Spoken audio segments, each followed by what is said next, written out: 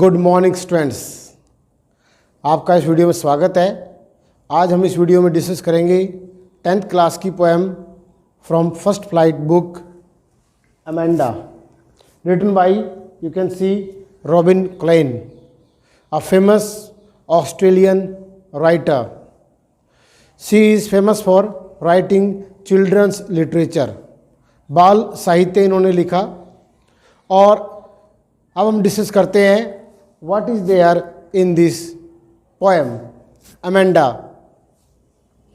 Amanda, the poem is about a girl and the girl represents every teenager. You can see the poet wants to say that with the help of this girl, he wants to express the feelings of a teenager. When the child, जब बच्चे को ज़्यादा instruction दी जाती हैं या बच्चे को लगता है कि उसकी फ्रीडम कर्टेल हो रही है, उसकी फ्रीडम ख़त्म हो रही है, that time whenever the parents or elders or teachers, you can say, try to give any kind of instruction, suggestion or asking questions, so that time the child feels really bad. बच्चे को बहुत बुरा लगता है और उसको लगता है कि ये मेरी लाइफ में मेरी फ्रीडम पर ख़तरा है, इंट्रूजन है मेरी लाइफ में। तो इस पोएम में फर्स्ट जो स्टेंजा है, इसमें पेरेंट्स, मदर उसको इंस्ट्रक्ट कर रही है and these are very simple instructions. आमतौर पर इस तरह की इंस्ट्रक्शंस दी जाती हैं। Don't bite your nails Amanda, don't hunch your shoulders Amanda, कि अपने नेल को बाइट मत करो, it's not good, it's not healthy. और don't hunch your, raise, hunch means raise, don't raise your shoulders Amanda, don't do like this. इस तरह की जो डायरेक्शंस हैं वो पेरेंट्स और टीचर बच्चे को देते हैं। Next line you see, stop that slouching and sit up straight Amanda, कि अमेंडा ये why are you sitting lazily, bending your back, okay, drooping, slouching means bending and drooping and sitting lazily. आप screen पर देख सकते हैं इसका meaning. Slouching means bending और sitting lazily आप कह सकते हैं। Stop that slouching and sit up straight, कि ठीक से बैठो, अच्छे ढंग से बैठो अमेंडा। सो ये डायरेक्शंस जब अमेंडा को पास हो रही थी, जब मदर ये बातें अमेंडा को कह रही है तो अमेंडा के मन में कुछ और ही चल रहा है। She was thinking something else, वो क्या सोच रही है? देर इज़ अ लैंग्विड एमरल्ड सी, कि ये मैं इस लाइफ से बोर हो चुकी हूँ और मैं चाहती हूँ कि एकदम एमरल्ड मीन्स ग्रीन स्टोन, आप स्क्रीन पे देख सकते हैं। ग्रीन स्टोन एक प्रीशियस स्टोन होता है। सी लैंग्विड, की रिलैक्स्ड हो, और जो ग्रीन सी है वहाँ पर where the sole inhabitant is me, मैं अकेले हूँ। Nobody is there to give me any sort of instruction, मुझे वहाँ पर कोई किसी प्रकार की इंस्ट्रक्शन देने वाला ना हो, कोई क्वेश्चनिंग करने वाला ना हो, कोई मेरी फ्रीडम को कर्टेल वाला करने वाला ना हो।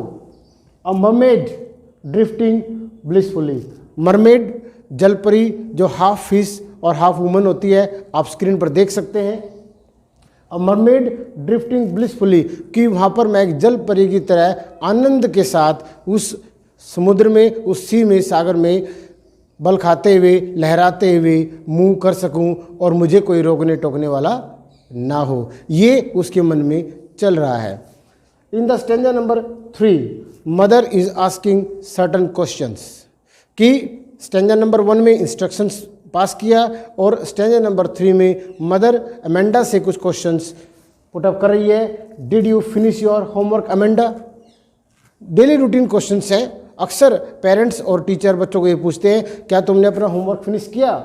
Did you tidy up your room Amanda, क्या तुमने अपना रूम क्लीन किया? I told you to clean your shoes, मुझे याद है मैंने तुम्हें कहा था अपने शूज़ साफ करने के लिए। हैव यू डन और have you done that work? क्या तुमने अपने शूज़ साफ कर लिए हैं? Amanda again not paying any attention to her mother. और ये फीलिंग्स आप देख सकते हैं, the poem is about you also, कि आपके साथ भी ऐसा होता है। अब अमेंडा के मन में क्या चल रहा है, किस लेवल तक, किस डिग्री तक उसके मन में इन चीज़ों के लिए एक डिससेटिस्फैक्शन, असंतोष पैदा हो गया है। कहते I am an orphan roaming the street. वो कहते हैं कि काश मैं एक अनाथ, the child who has lost his or her parents, जिन्होंने अपने पेरेंट्स को खो दिया है, कि काश कि मैं एक अनाथ होती। रोमिंग द स्ट्रीट, और गली में ऐसे ही मौज से घूमती फिरती, मुझे कोई रोकने टोकने वाला नहीं होता।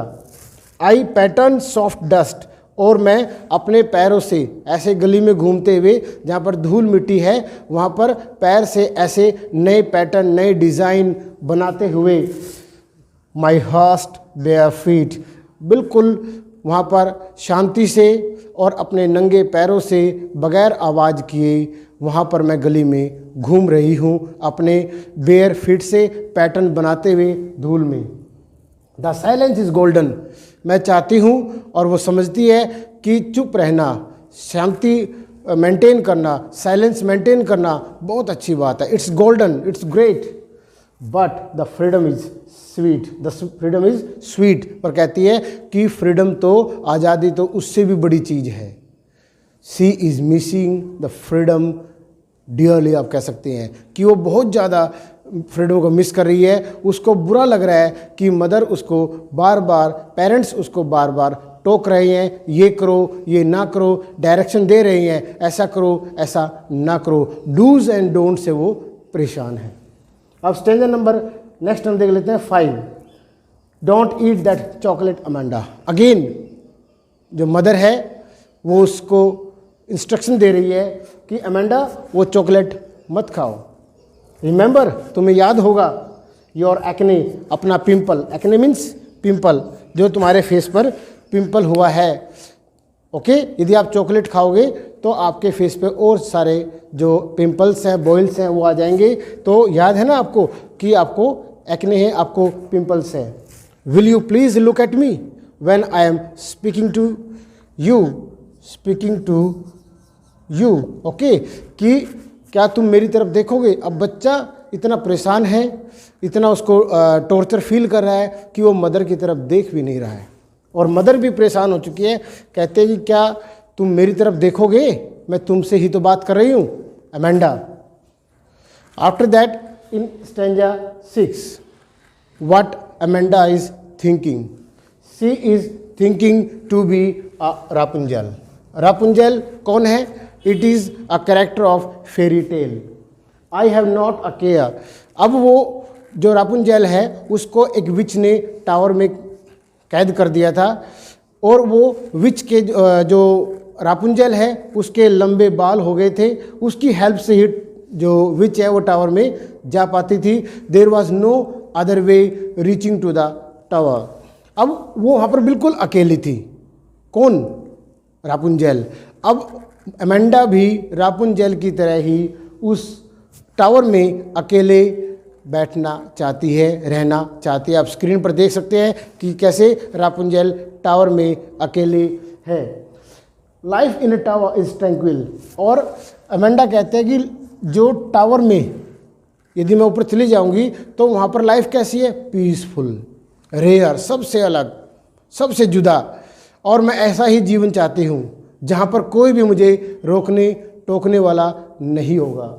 और लास्ट में वो क्या कहती है कि I will certainly never let down my bright hair, कि जैसे वो विच के लिए अपने हेयर्स को टावर से नीचे डालती थी, लटकाती थी, और उसकी हेल्प से विच टावर पे जा पाती थी। यहाँ पर अमेंडा कहती है कि मैं किसी के लिए भी अपने ब्राइट हेयर्स को नीचे नहीं, अपनी ब्राइड को नीचे नहीं डालूंगी, ताकि कोई भी इस टावर पर ना आ सके। Nobody will be allowed to come to this tower, so nobody will be there to disturb my, you can say, tranquility. जो शांति है, जो पीस है, कोई फ्रीडम है, उसको कोई छीन नहीं पाएगा। In the last stanza, stop that sulking at once Amanda. जो मदर कह रही है कि अमेंडा, ये आपका जो इरिटेटिंग और बैड टेम्पर्ड बिहेवियर है, इसको अभी रोको। It's not good being you can say ill tempered और बैड टेम्पर्ड, ये अच्छा नहीं है, इस तरह का बिहेव मत करो। You are always so moody, कि तुम बहुत मूडी हो। जब तुम्हारा मूड है अच्छा तो वेरी गुड, कोई भी काम करा लो, कोई भी बात मनवा लो, कैसा भी कह लो। But when you are not in mood, आपको अच्छी बात भी अच्छी नहीं लगती है, तो this is not good Amanda. Anyone would think I nagged you, कि यदि तुम ऐसा करोगे तो कोई भी सोच सकता है कि मैं तुम्हें टॉर्चर करती हूँ, मैं तुम्हें हैरास करती हूँ Amanda. I hope you have got it very well. Now we'll discuss the poetic devices used in this poem. Poetic devices. You see, first we'll discuss anaphora. Anaphora इस poem में कहाँ कर आप दे सकते हैं, जब भी two lines, don't, to consecutive line, दो लगातार लाइन जब सेम वर्ड से स्टार्ट होती है किसी भी पोएम में, तो वहाँ पर कौन सा पोएटिक डिवाइस होगा, एनाफोरा होगा। अब यहाँ पर देख सकते हैं line number 1 and 2 don't say start हो रही है, and here you can see in the stanza number 3 did and did. So in these two lines we can say there is anaphora. Okay, next is repetition. Repetition means एक ही word जब poem में बार बार आए, that is called repetition. अब here you can see in stanza number 1, 3, 5 and 7 Amanda is repeating again and again. Amanda, again. This word is appearing again and again. Got it? So here it is repetition. समझ में आया? इसको क्या बोलते हैं, repetition. Next is will talk about alliteration. Alliteration में जब एक ही साउंड एक से ज़्यादा बार एक लाइन में रिपीट हो, एस साउंड इज रिपीटेड। अब हम देख सकते हैं स्टैंडर्ड नंबर 1 में third line, stop and slouching seat up straight, इसमें एस साउंड जो है वो रिपीट हो रही है। So here and straight also, क्या इसमें एलिट्रेशन है। और एक और है, इसमें हम देख सकते हैं लास्ट स्टैंजा में फर्स्ट लाइन, स्टॉप सल्किंग, तो इसमें एलिट्रेशन है। लास्ट में हम डिस्कस करते हैं कि मेटाफर इस पोएम में हम देखते हैं कि मेटाफर और सिमिली में कंपैरिजन होता है। जब कंपैरिजन लाइक और एज की हेल्प से होता है, मदद से होता है, तब सिमिली होता है। लेकिन जब विदाउट लाइक और एज दो चीज़ों को कंपेयर किया जाता है, फिर उसको हम मेटाफर बोलते हैं। अब इसमें स्टैंजा नंबर 2 में हम देख सकते हैं जो अमेंडा है उसको वो क्या कहते हैं, मरमेड, कि वो मरमेड बनना चाहती है, लाइक ए मरमेड वो बनना चाहती है, लेकिन लाइक वर्ड नहीं दिया है, सो इट इज़ मेटाफर। अब स्टैंजा नंबर 3 हम देख लेते हैं। अगेन जो अमेंडा है वो ऑर्फन बनना चाहती है, या ऑर्फन से उसका कंपैरिजन होता है कि वो कैसा जीवन जीना चाहती है। और स्टैंजा नंबर 6 में हम देखते हैं कि वो उसका जो कंपैरिजन है, या उसकी जगह रापुंजल की तरह उसको यूज़ किया गया है। तो इसमें तीनों ही स्टैंजा में जब अमेंडा को मरमेड, ऑर्फन और रापुंजल कहा जाता है या उसको माना जाता है, तो ये मेटाफर है। Got it? तो I hope that you have got it. Video अच्छी लगी हो, इसको लाइक करें, शेयर करें, and subscribe my channel English language lab by AKR।